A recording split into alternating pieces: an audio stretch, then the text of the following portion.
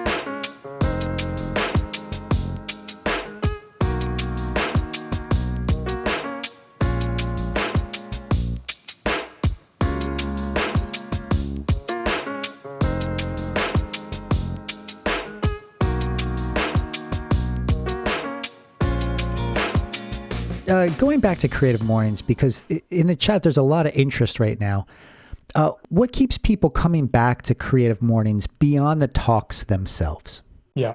Well, I'll tell you, people go to Creative Mornings the first time for the inspiration. Oh, this speaker looks interesting, or I want to meet people in the field because I might network for job stuff. But the reason that people come back again is because they find themselves making friends. It's not just about advancing in your career, it's about finding your people.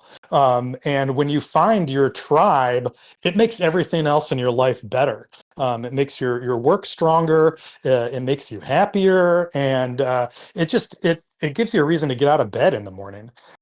So when you go to Creative Mornings, you find your people, and then all those people want to help each other.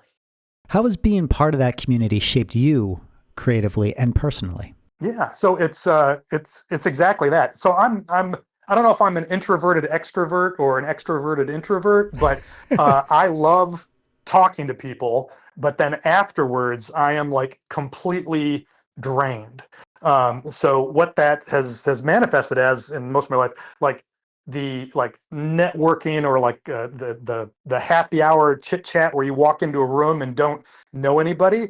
I hate that feeling, and historically, I would really shut down and not meet new people and not have those conversations. But Creative Mornings really taught me just by showing up every month. I got to know people, I got to recognize some familiar faces, and then just that consistency of knowing that this was the routine and this is where my people are showing up.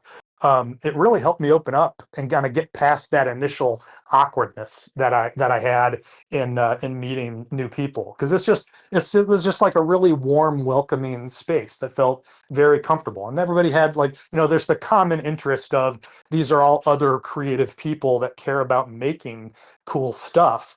So who wouldn't want to get to know those people? Was there like a particular technique or, approach that helped you overcome that anxiety and awkwardness? Yeah, so it's really much like when I'm presenting to a client and getting feedback. It was not being afraid to ask dumb questions.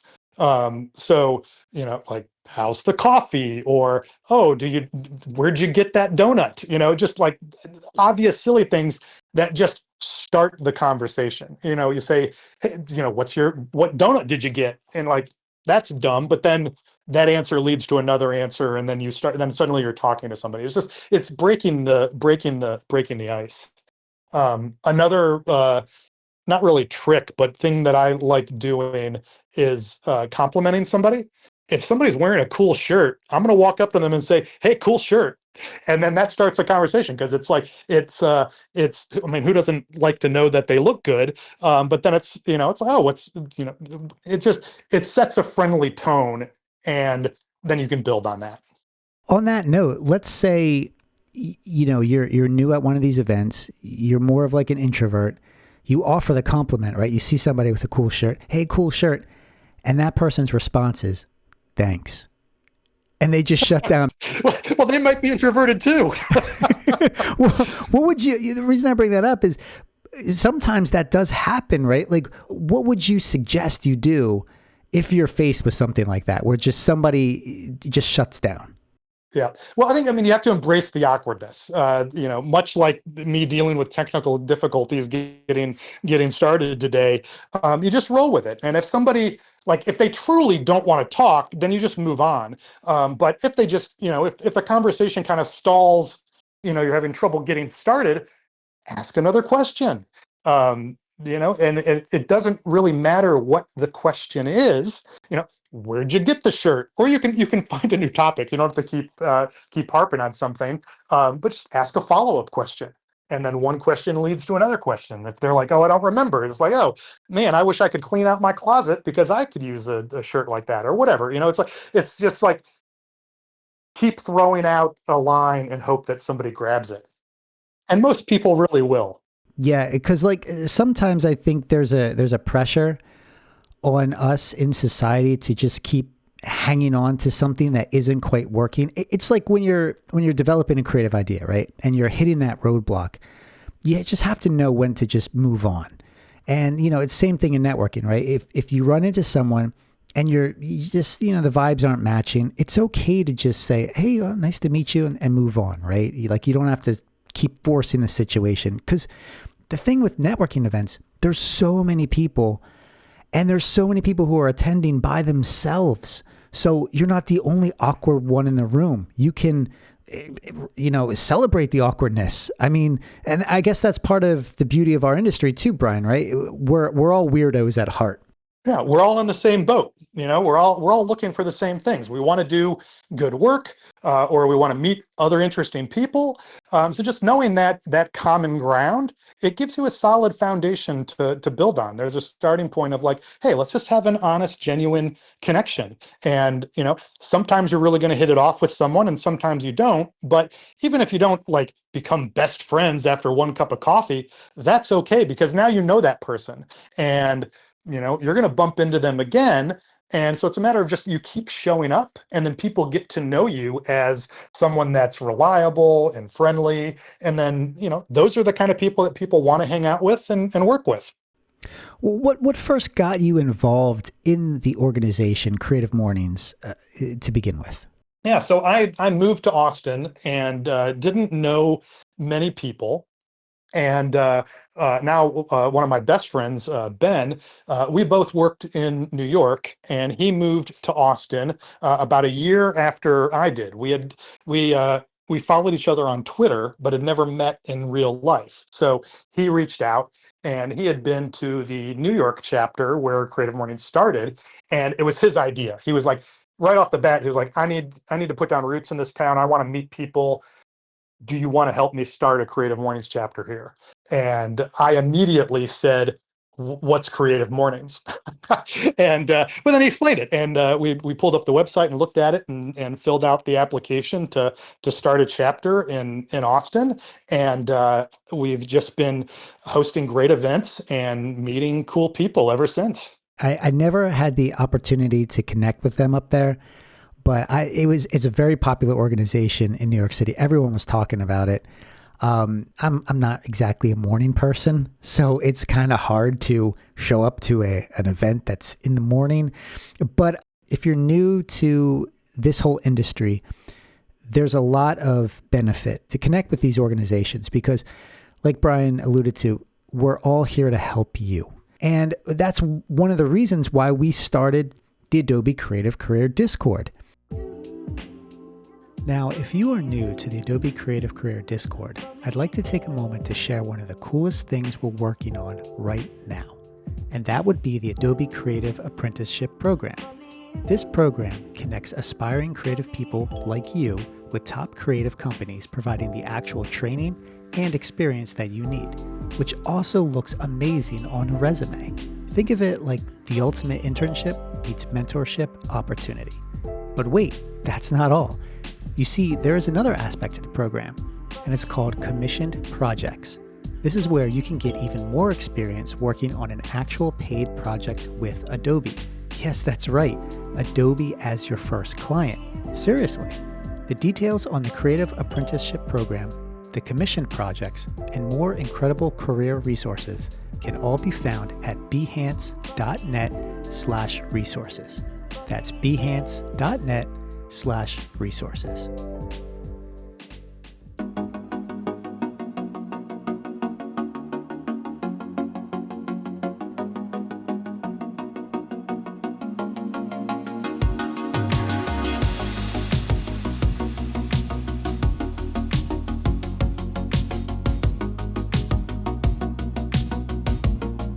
But to learn more about tonight's guest, Brian Thompson, you can check out his website at brandwriter.com. And if you have a question for him tonight, make sure you put it in the show chat. Or if you're shy, you're an introvert, feel free to reach out to Brian directly at either his website, on LinkedIn, or over on Instagram under the username brandwriter. Speaking of mentorship, Brian, you mentioned a mentorship call, I believe, that was supposed to be an hour that you had, but it ended up being nearly 2 hours. What made that conversation so engaging? Well, it was showing up with an open mind and really just being vulnerable and sharing. When you show up in a space looking to help someone and someone needs your help, that's a really satisfying feeling. So you follow that energy and you just find yourself hitting a groove. It's a little bit like going on a really good date in that regard. When the conversation just flows, you don't even realize that time is passing. But again, it just goes back to asking simple follow-up questions and then really listening to what the responses that someone else is giving you on the other side of the table, not just waiting for your turn to talk or kind of, oh, here's the next point I want to get. It's really listening to what they have to say and what they're looking for, and then really responding to that. Well, you bridge the gap between writing and design every day. And that's what I admire about your work. What can designers do to better collaborate with writers? Yeah. Oh, that's great because I think having that sounding board where you can really bounce ideas off of each other and really dig into the dig into the problem and just come up with other ways of looking at it and sharing those ideas is way more interesting and way more fun than trying to solve a brief in a vacuum. So anytime you have a collaborator that can just help you talk through stuff, it's that like what if and what about this kind of questions that you get to ask, where you're just kind of throwing stuff at the wall and not being afraid to throw out a bad idea or say something dumb because you never know what that's going to spark for someone else. And working with as a designer, working with a copywriter in particular, copywriters are really great strategic thinkers.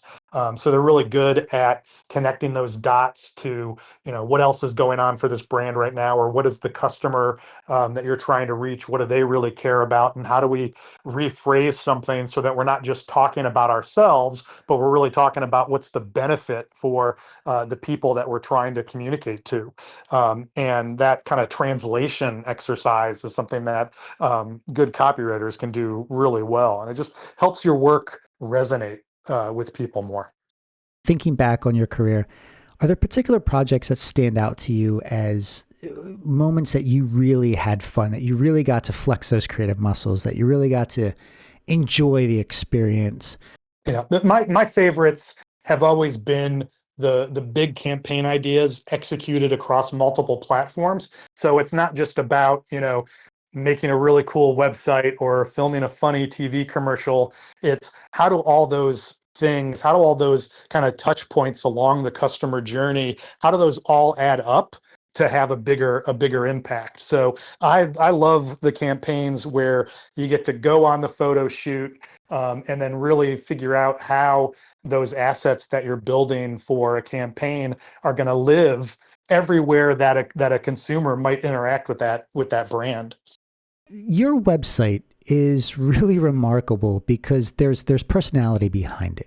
But what tips do you have for crafting compelling about me pages or bios for personal sites? Because I think that's where a lot of creatives get hung up.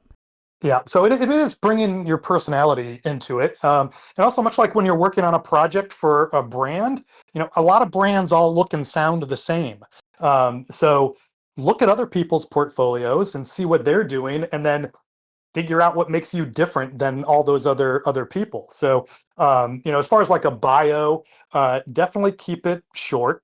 People don't spend a lot of time when you have dozens of portfolios to go through when you're looking to hire someone.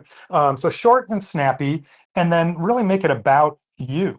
What do you love to do with the work that you're doing, what gets you excited, and then bring a little bit of personality into it. But again, making that unique. If you pull up the portfolios of half the designers in Austin, for example, the last line in their bio is like, "And I love breakfast tacos," or "And I really love brisket," because those are the things that everybody in Austin likes. So try to come up with something that really makes you unique, or something that really catches people's eyes in a way that you should read it with a smile. Are there any things that you would recommend creatives avoid on their bio pages or their about me sections? Yeah, I think really just, it's not a laundry list. It's, you have a resume or a LinkedIn profile that really goes into everything that you do and everything that you care about. So keep it short, keep it snappy, and then also just make it a compelling story about what you can do for them. It's not just, it's the about me page, but look at that through the lens like you're selling yourself. So if you're selling a product, you don't just talk about how fast it is or how, or whatever the specs and features are. You talk about the benefit of what that product can do for you. It's going to make your floor shiny, or it's going to make dinner taste more delicious. So it's not just here's what I do, it's here's why what I do matters. That's the key I think you hit on right there. Not necessarily showing your work too as, hey, look what I can do, but what impact did your work have on the end result, right? What are those metrics? What are those data numbers? Again, if you have them to support your project, but looking for ways to kind of stand out. There's so many creatives out there and they're just doing the same things, but finding that uniqueness about yourself, working on your actual brand, finding out what that headline is, right? As a writer, it tends to come easier, but if you're not a writer, how do you go about that? Well, I'll tell you, it only looks easy when you're done. But to write any headline, especially about yourself, you have to write a bunch of really bad ones and get those out of the way until you land on something that really sings. So it's the terrible first draft, if you will. Just get the thought down on the page. What's the story you're trying to tell? And then you edit. Writing is really editing. It's tightening things up, trying, what if I said this word instead of that word, and reading it out loud so that you really get a feel for how something sounds and how it feels. And then, as far as coming up with something that sounds catchy or clever, it's really much more important to be clear. So simplify is another one. Really just try to boil something down to its essence, and then you can add a little bit more personality or a little sparkle on it.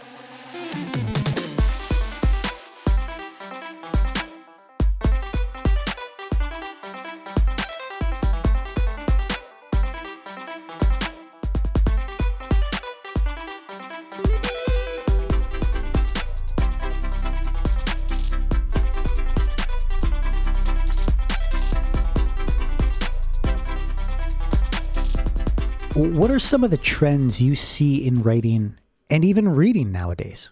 Well, I mean, this has been an ongoing trend for years now, but everything is just getting, at least the impulse is to make everything shorter and snappier, which, everybody's scrolling on their phone, so it makes sense. You want something that's going to grab somebody's attention. So short and snappy. And I've probably said that 10 times already as we've been talking. But that's really the biggest trend in that people, it's almost like everything's getting watered down. So I think, like any trend, you kind of have to buck the trend and the zig when other people zag. So it's maybe you should be focusing on longer form copy or something that creates a breadcrumb trail for people to follow, rather than trying to cram a whole thought into one caption or one headline. Make something intriguing enough that people want to read more or click through to the next image and see what else is going on there. Where do you think the future of writing might be headed? Well, it feels like the future is here. All things AI and everything kind of instantaneously. I like to think that the future of writing, and I think this holds true for design and all creativity, is really back to where it began. How do you bring your voice to life? How do you convey your unique point of view? And how do you make that different than what everybody else is doing? And I think when you bring that uniqueness to the table, find that angle, that perspective that only you can deliver, that's what's going to resonate with people. Because I think the trend is that everything is just getting faster and slicker and smoother. And I think people are craving those more analog, in-person, genuine connections. And it's easy to fake that stuff now, but putting in the extra effort to make something that's really real, I think will pay off.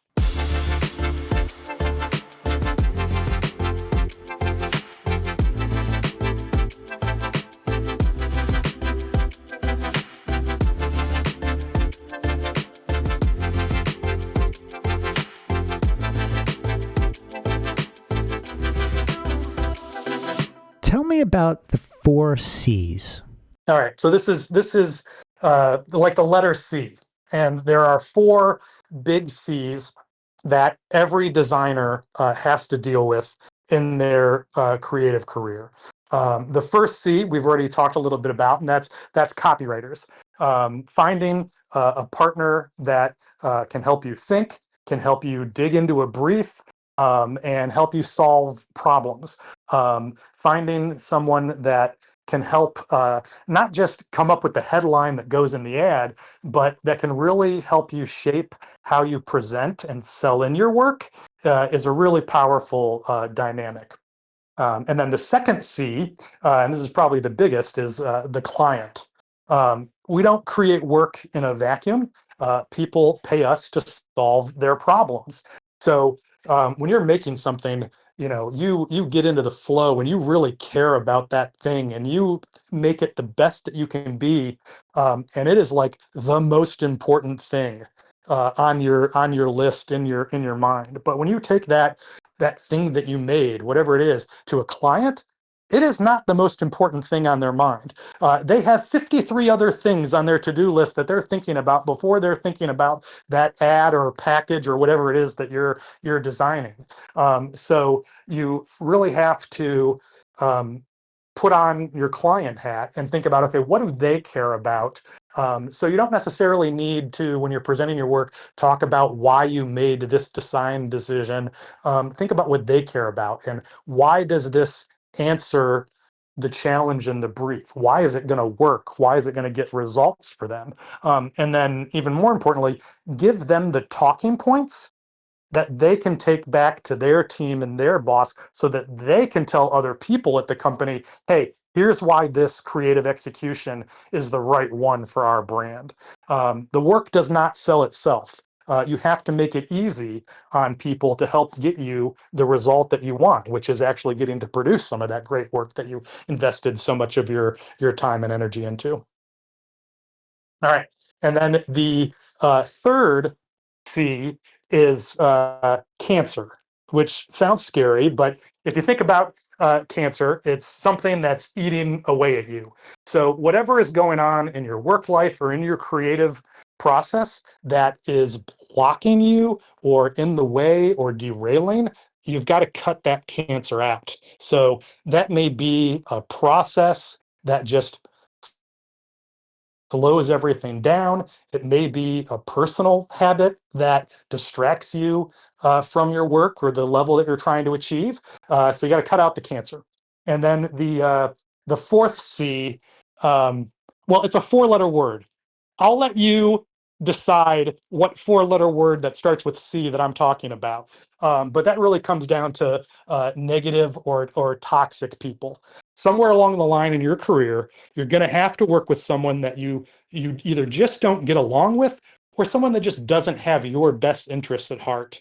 So you really have to triangulate, how do you minimize the damage that capital C word is doing to your work and your emotional state of how you feel about doing that work. And you do that by finding your allies. If you think somebody's a jerk, probably everybody else thinks they're a jerk too. So you find your allies, you commiserate with them, you strategize about how you're going to work with this person and how are you going to get things not past them like you're being sneaky, but how do you get them on board with the direction that you feel like you need to go? And all that adds up. All these C's really just add up to how do you work well with others and how do you set yourself up for success. Elizabeth has a great line to add. The 5th C is for censorship. Well played, Elizabeth. Well played. Um, how do you personally work through things like fear of failure or imposter syndrome? Because those are Yeah. topics we talk about all the time. Yeah. And it's another one of those things where, you everybody says like, oh, how do you conquer your fear, or how do you avoid imposter syndrome? And you can't. It exists. It is part of the world. It is part of your emotional makeup, and you have to learn just to deal with it. So on the for, when I'm worried that I'm going to look foolish or I'm going to bomb a project or whatever, I ask myself the question, what's the worst that could happen? um, you know, I'm not going to be in a meeting and I say the wrong thing. Nobody's going to start laughing at me and pointing at me and saying, "Oh, you're an idiot. Get out of here." Um, you're just going to roll with it and you're going to move on. So that the worst case scenario that keeps you up at night, it's probably not going to happen. So think about what's the best case scenario, or what can I do to make things go right or go my way. And then imposter syndrome, really, it's just reminding yourself that everybody feels that way. Unless you're completely psychotic, everybody wonders, wow, do I really know what I'm doing? Or how do I get through this? And you do it step by step. And that's how everybody does it. Being in this industry for so long, Brian, how do you continue sharpening your skills and just staying on top of your craft? Yeah, well, craft is probably the fifth C, but it really is just keeping yourself interested, looking for new challenges, and really coming at things with a beginner's mind. Not getting stuck in this is how I've always done things. So that could be, trying a new tool or trying a different type of project that you haven't ever made before. Talking to new people. Really, it's finding new challenges, new things to learn.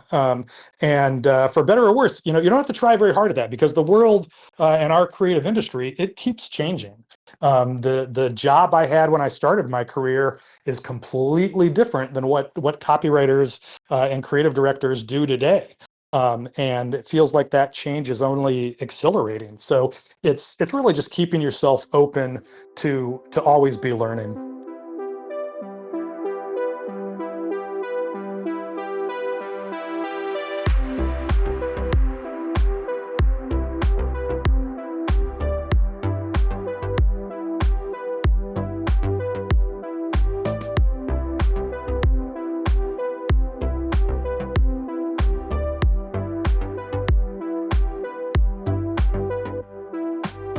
On the side, you run a silent reading club. Tell us about this, because I find this very fascinating. This analog reading club. Where did this originate? Yeah, well, my literally favorite thing to do in the world is reading, and I never pick up a book, because what happens is I will, especially with fiction, I will get absorbed in a story, and then suddenly hours have gone by. So I would just not pick up the book on the nightstand because I had other things to do. So I had a goal where I wanted to read more. So again, tricking myself into how do I create conditions to be successful in that goal? I said, well, let me find some other people that want to read more too. And so it's not a new idea. I just put my own spin on it of gathering people together to read whatever you want. So it's like a book club, but we're all going to read something different. And again, it's just an excuse to find your people and show up and do something together. So we all show up and read for an hour, but the real benefit is talking to people before and after that hour about, oh, what are they reading? What are you going to read next? And then you keep showing up to do that every week, and suddenly you have a new friend group. So it started off as a way to read, but again, it became a way to just form a little community. Wow, that's really fascinating. If you guys are listening to this on demand, check out analogreadingclub.com and you can find out all the details of this and join for free. What's really cool about the idea of a club, again, it's not a new idea. The clubs have existed for years, but the Analog Reading Club is actually powered by Creative Mornings. We've extended our platform where it's not just a local chapter that can host a big event. Now, any member of one of these local communities and say, can raise their hand and say, hey, I want to host a club. And then you get to use the Creative Mornings website to find your people. If you like crocheting or whatever it is, you can say, oh, I want to start a club about this. And then Creative Mornings will help you find your people that are also into that thing. You also have a laser engraving side hustle. What is this all about? So I'm a big believer in side hustles, because every aspect of your creative life fuels every other aspect of your creative life. So yeah, I never thought I would have a laser engraving business. It started off as a joke. Um, I had the idea of, wouldn't it be funny to put someone's tweet on a plaque and hang it on the wall? So I made up a website that offered to do exactly that, and it really was just kind of a joke. I wanted it, put it up on the internet and hope it goes viral, and then hopefully somebody sees it and they're like, and then they would find my portfolio and then they'd want to hire me for advertising work.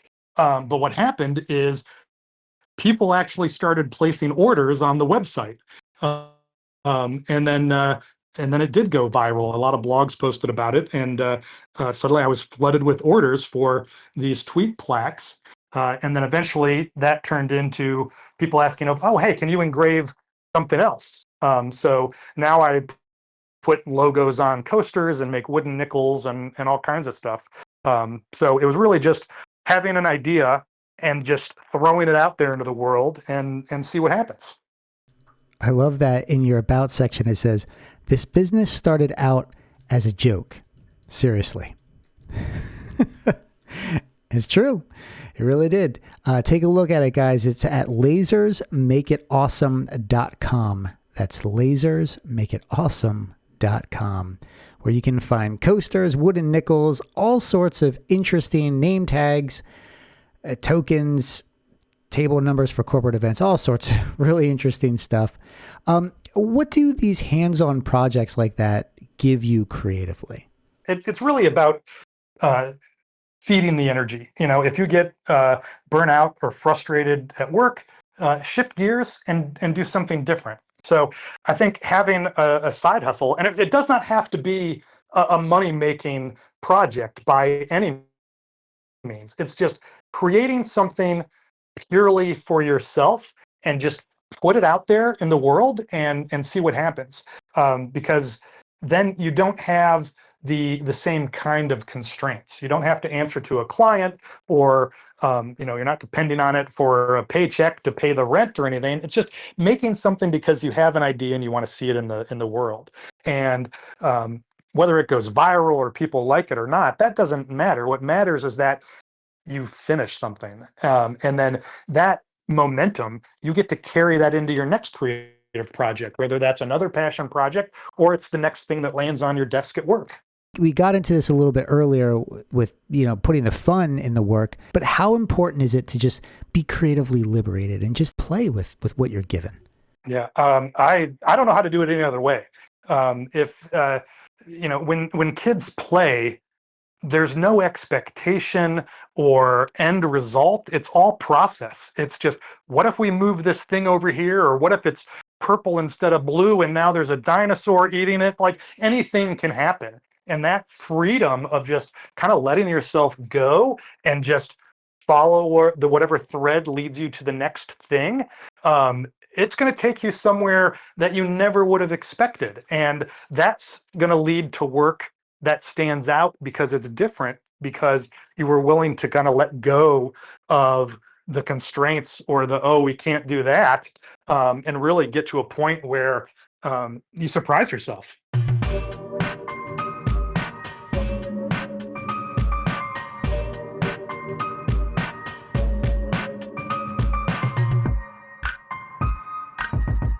What are your plans for the future? Is there anything on the horizon in this year ahead? Oh, there's always something new coming.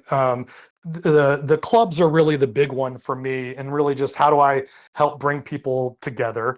And then the that seesaw of work-life balance. I've got two daughters, and they're both teenagers, so we're in a whole new chapter now. So it's my focus for the next year and the next 5 years in particular are really about how do I enjoy the time that they're still willing to tolerate me. I get a lot of eye rolls, Justin, but it's really about enjoying the family time and enjoying the contributions that I can make at work, really to bring people together and help them amplify their creativity. So I don't have like a new passion project or anything that I'm working on right now. There's an art series that I just started dabbling with, cutting out letters with the laser engraving machine. But I'm not like, I have zero expectations of what that's going to be. I think of a phrase and then I just put it on paper, literally like cutting out pieces of paper and gluing them down. And that's just another way of playing. I don't expect to sell any of those or hang them in a gallery or anything.